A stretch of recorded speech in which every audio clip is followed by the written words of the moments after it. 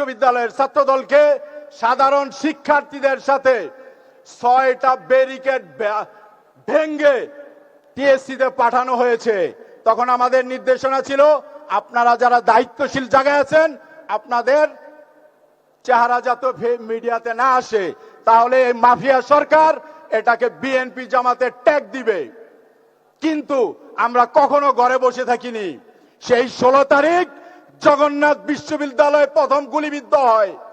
4 জন mafia সরকারের ভাড়াটিয়া সন্ত্রাসী দিয়ে কোর্ট কাচারিতে সরাসরি চায়না বুলেটে গুলিবিদ্ধ হয়।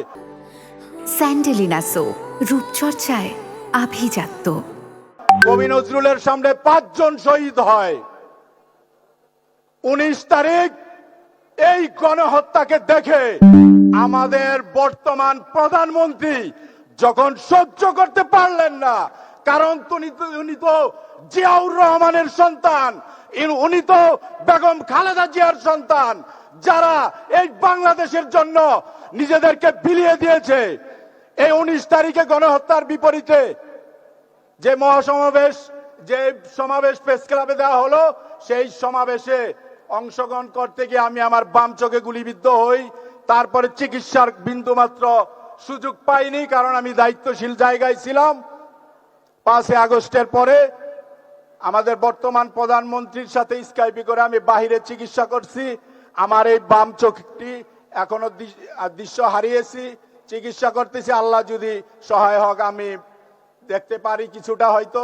কিন্তু আমরা এতটা ত্যাগ বলার কারণ হচ্ছে, এই 18 মাস 4 দিনের ইন্টেরিয়াম সরকারের আমলে যারা লুটে পুটে বাংলাদেশকে খাইলো, আমাদের এই শহীদ এবং জুলাইদেরকে বিক্রি করলো, যাদের ছাত্রলীগের সাথে এই বিভিন্ন নেতাকর্মী সাধারণ শিক্ষার্থীদের উপরে আক্রমণের ছবি আছে, তারা এখন জুলাইকে তাদের মনে করে।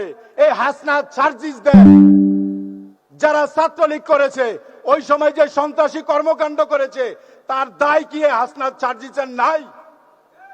আমি এখন মঞ্চে স্বরাষ্ট্রমন্ত্রী সাহেব আছেন, আমি তার কাছে বিনীত অনুরোধ করব, এই ছাত্রলীগের সন্ত্রাসী কর্মকাণ্ডের দায় হাসনাত সার্জিসেরও আছে।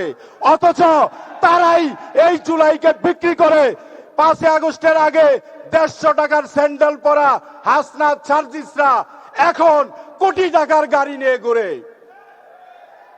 এদের বিচারের ব্যবস্থা করার জন্য বিনীত অনুরোধ রেখে আমি আমার বক্তব্য শেষ করছি। আসসালামু আলাইকুম।